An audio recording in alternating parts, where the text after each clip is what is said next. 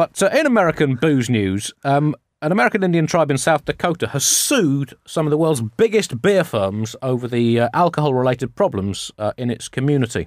In the Pine Ridge Indian Reservation, 1 in 4 children suffers fetal disorders caused by alcohol abuse. And the lawsuit names the nearby town of White Clay in Nebraska in its suit. Now, in White Clay, Nebraska, there are 4 beer shops, John. And in 2010, between them, these 4 beer shops sold nearly 5 million cans of beer.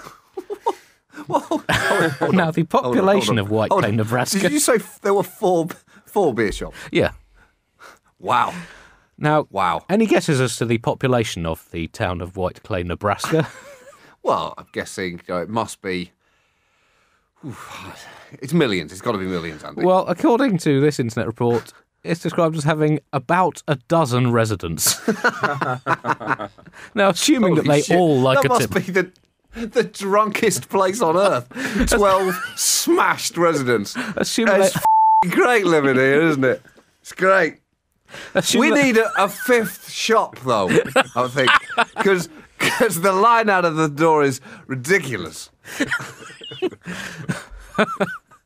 Assuming they all like a tipple, and why wouldn't they, coming from Nebraska, that works out at 1,140 cans of beer per resident per day. Well, and also, Andy, presumably 4 of those residents are working in those shops as well. So they've got to be pretty hammered on the job, passed out at the till. 1 for you, 1 for me.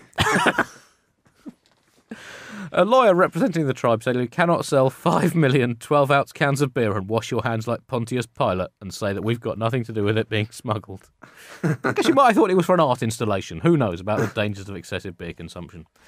But I guess you can see it from the point of view of the American Indian tribe. They've lost their lands, their livelihoods, and in many cases their lives in exchange for epidemics, Christianity and casinos. It is no wonder they have hit the source, John. In fact, if it wasn't for a massive drinking problem, they would be probably starting to get a little bit cranky about stuff.